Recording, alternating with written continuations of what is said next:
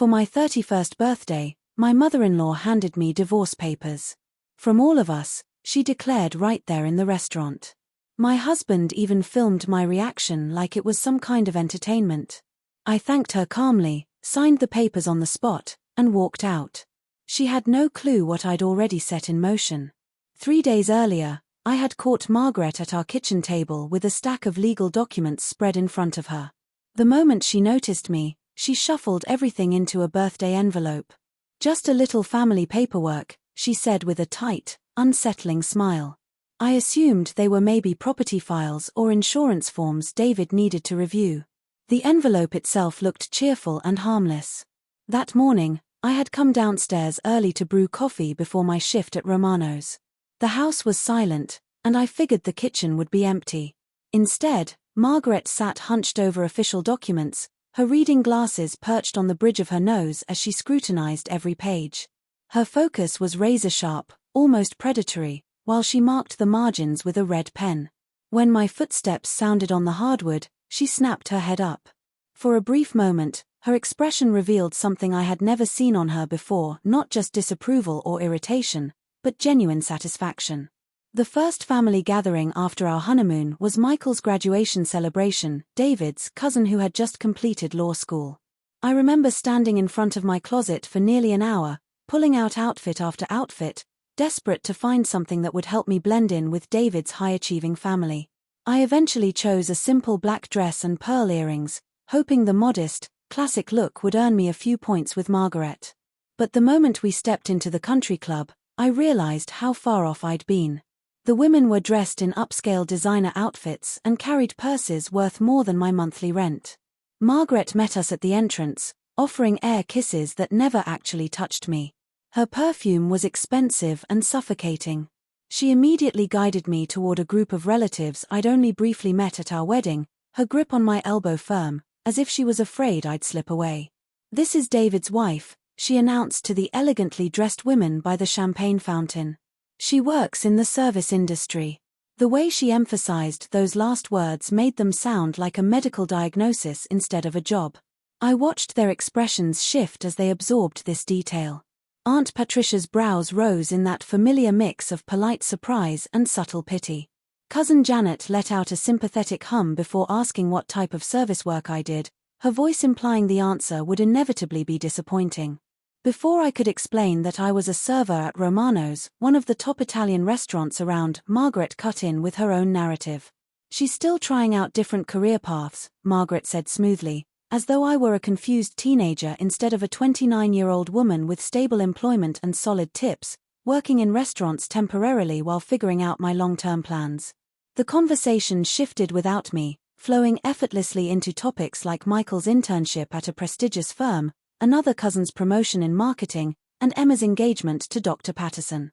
When someone politely asked about my education, Margaret redirected so gracefully that it was only hours later before I realized she had erased me entirely from my own life's description. I excused myself to find the bathroom, needing a break from the suffocating judgment. In the hallway, I heard Margaret's voice drifting from an open doorway. "We're hoping she'll find something more appropriate soon," she said. "David deserves a wife who can support their social standing." Her words hit me like ice. To Margaret, I wasn't a person. I was an inconvenience that needed correction. Thanksgiving 3 months later followed the same miserable pattern. Margaret invited extended relatives I barely recognized, filling her dining room with polished professionals who all seemed deeply familiar with each other's accomplishments. When it was time to share what we were grateful for, she proudly listed everyone's successes except mine. She skipped over me completely, as if I weren't even sitting at the table. "I was genuinely relieved that Emma was getting engaged to Dr. Patterson," Margaret said warmly, "and that David's accounting business was steadily growing. It's so nice to see young people building real careers." When it was finally my turn, I kept my answer quiet and uncontroversial. "I'm thankful for family and good health," I murmured, careful not to mention anything about my job that might spark another lecture on how my career choices were still disappointing. After dinner, Patricia pulled me into the kitchen under the guise of helping with the dishes. "You know, sweetheart, Margaret only wants the best for David," she commented as she scrubbed a serving dish. Have you ever considered going back to school? There are so many opportunities for women willing to better themselves. Her tone made it obvious this wasn't just her opinion. My shortcomings had clearly been a full family discussion, complete with proposed fixes. The morning after overhearing Margaret's crushing phone call praying for David to eventually leave me, I woke up feeling something I hadn't felt in months, pure determination fused with anger. If she wanted this picture-perfect, polished professional, I'd show her I could become that without needing her approval. I was at my laptop before sunrise, creating accounts on every job platform I could locate. My resume looked painfully thin, barely filling a single page. 3 years at Romano's, a high school diploma, scattered customer service roles from school-era jobs. The blank spaces where degrees and real accomplishments should have gone sat there like accusations, echoing Margaret's comments about real qualifications and proper preparation. I rewrote my job descriptions repeatedly, 5 times or more, trying to make waiting tables resemble corporate-level experience without actually lying. Managed multiple client relationships simultaneously, maintaining a 95% satisfaction rate. Coordinated complex service operations in fast-paced, time-sensitive environments. The lines felt exaggerated, almost fraudulent, but every article insisted that strategic wording could help bridge experience gaps and slip past automated filters. For the next week, cover letters took over my mornings. I'd get up at 5 a.m. to write individualized messages for administrative roles, customer service openings, and entry-level office jobs across 3 counties. Each one took more than an hour as I explained how restaurant work had prepared me for professional challenges, emphasized my communication skills and reliability, and showed real enthusiasm for the chance to finally prove myself. The first rejection hit 3 hours after I applied for a receptionist job at a dental clinic. Thank you for applying, but we're looking for candidates with medical office experience.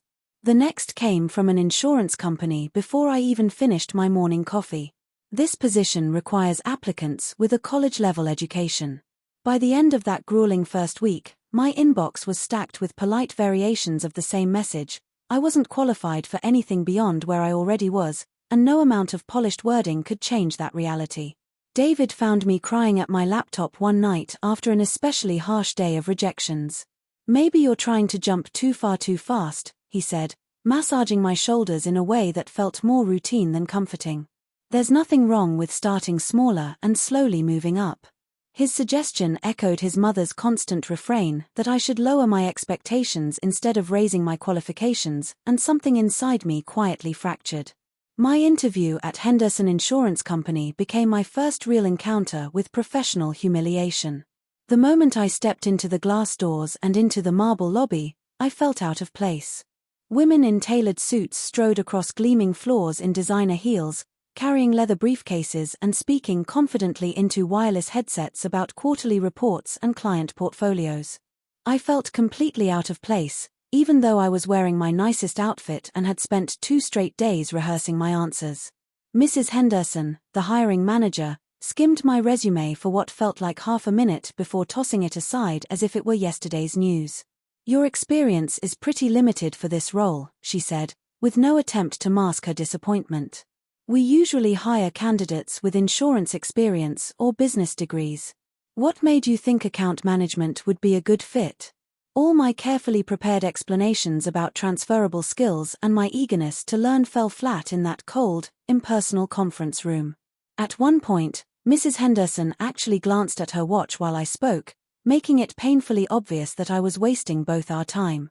"You might want to explore roles that better match your current skill set," she suggested before cutting the interview short, 15 minutes early. Determined to prove her wrong, I enrolled in my local community college's evening business program, hoping to earn the credentials Margaret insisted I lacked. My schedule was packed: introduction to business, basic accounting, and professional communication classes alongside my restaurant shifts. Tuition came from the savings I had earmarked for new furniture, but Margaret's voice echoed in my mind, reminding me that education mattered more than comfort. The first night of class was humbling. After years away from school, I realized how unprepared I was for the academic challenges ahead. The other students were mostly working professionals pursuing promotions or career changes, confidently discussing corporate experiences while I quietly took notes, praying no one asked about my past. Over the next 6 months, I applied to 47 different positions across 4 counties.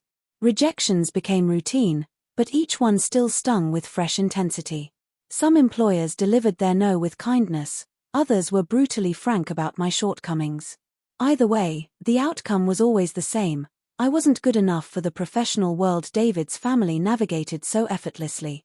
By Monday afternoon, I found myself at the kitchen table, surrounded by the evidence of another failed week. 47 rejection emails. Margaret's latest dismissive remark about community college not counting as real education. And David's growing frustration over our mounting expenses. I was left questioning everything I had been fighting for all year. The laundry basket beside me held more than clothes, it held the story of my shrinking world. Work uniforms scented with garlic and tomato sauce. Interview outfits that had delivered only disappointment. Casual clothes for the long stretches at home, trying to escape my reality. As I folded David's work shirts, my phone buzzed with an unknown number. Normally, I ignored unfamiliar calls. Telemarketers were relentless. But something made me swipe to answer that day, maybe a small hope for a miracle, or maybe just exhaustion from feeling so cut off from a world that constantly rejected me. "Hello, is this Jennifer?" The woman's voice was professional, yet warm, without the rushed, detached tone I'd come to expect from business calls. She pronounced my name carefully, like it genuinely mattered. "This is Jessica Martinez from Grand Plaza Hotel's Human Resources Department. I hope I'm not catching you at a bad time." My heart stopped. Recognition hit me immediately. Grand Plaza Hotel. I remembered submitting that application on a particularly desperate evening last February, 6 months ago, when rejection letters had piled up faster than I could process them. That application had been one of dozens I sent that week, tossed into the digital void with little expectation of a response.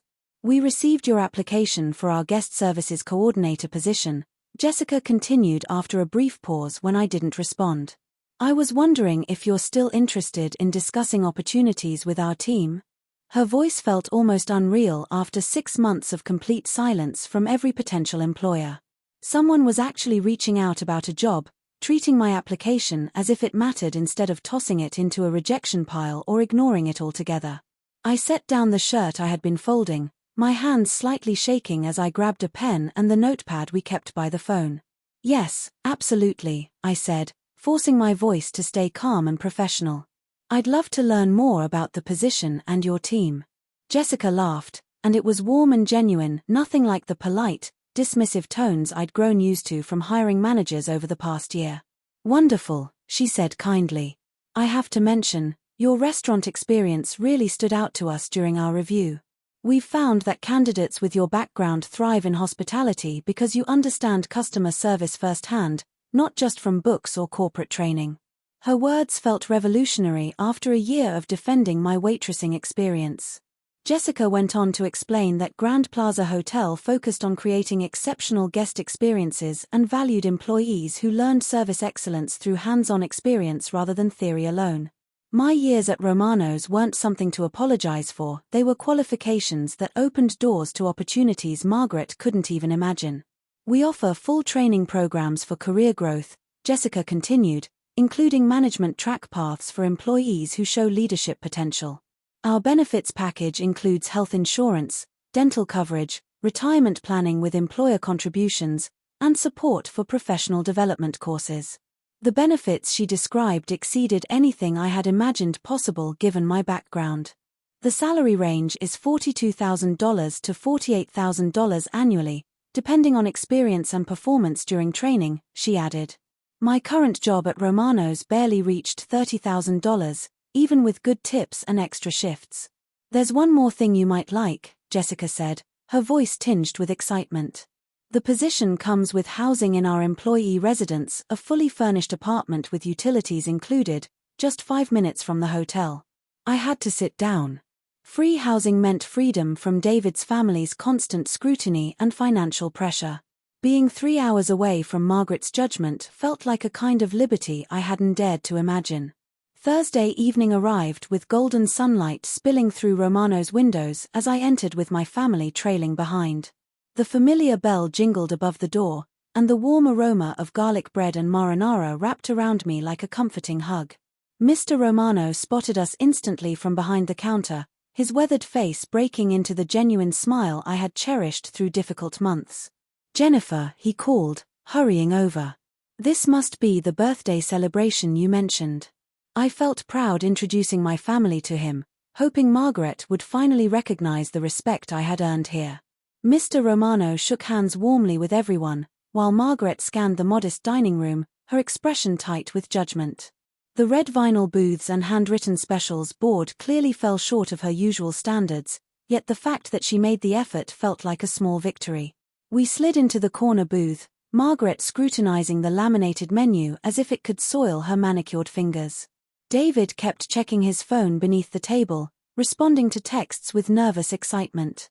Emma scrolled through her own phone while exchanging meaningful glances with her mother. Throughout dinner, Margaret asked questions about my community college classes with feigned interest, nodding along to my responses while clearly lost in thought. "You've been working so hard to improve yourself," she said as we waited for our main courses. "It's impressive how determined you've been despite all the challenges." When the birthday cake arrived, Sandra placed it carefully in front of me as the whole restaurant joined in singing. Regular patrons chimed in from nearby tables, creating a chorus of warmth that made my heart swell. "Make a wish," David said, positioning his phone to capture the moment. I closed my eyes and silently wished for the courage to share my job offer news gracefully, hoping this announcement might finally reconcile Margaret's expectations with my reality. Margaret's applause was sharp and hollow as she theatrically reached into her designer purse. "We have a special gift for you," she announced, projecting her voice enough for nearby tables to catch it.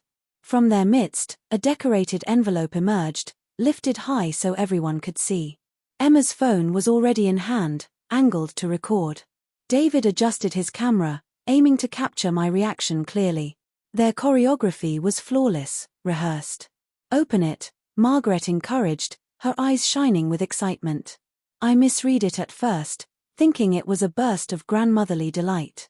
The envelope felt unexpectedly heavy as I tore it open, revealing neatly folded official papers inside.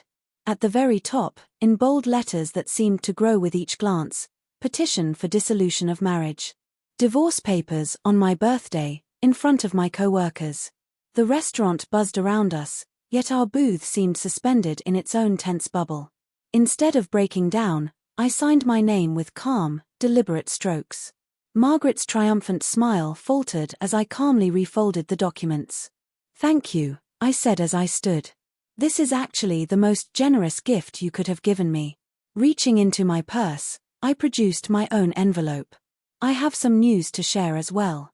3 days ago, I accepted a position as guest services coordinator at Grand Plaza Hotel.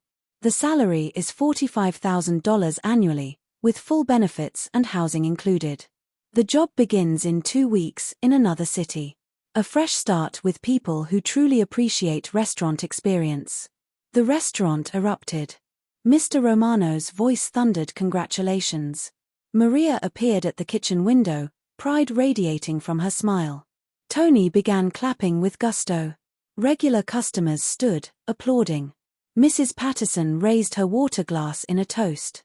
Meanwhile, Margaret's expression shifted through confusion, disbelief, and a flicker of fear. "You knew about this job when you signed those papers?" David asked, voice strained, finally realizing I had completely outmaneuvered them. "I received the offer 3 days ago. I confirmed it the same day you all started acting mysteriously excited about my birthday plans." Their video had captured not my humiliation, but their own failure. That night, I walked out of Romano's carrying only my purse and my dignity, leaving behind people who had just revealed their true selves to an entire room of witnesses.